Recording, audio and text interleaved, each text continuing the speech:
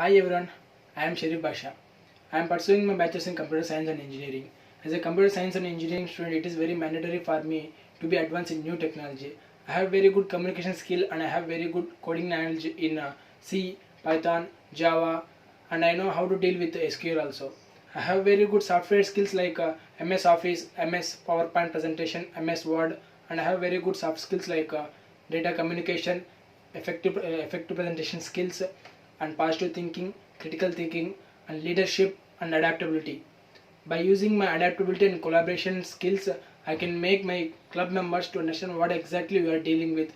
I can explain them by using my positive words and what exactly we are dealing with and what kind of technology we are dealing with. I have very good leadership qualities. I had participated in many occasions in my college, manufactured by my college as a leader, and I got success in those occasions.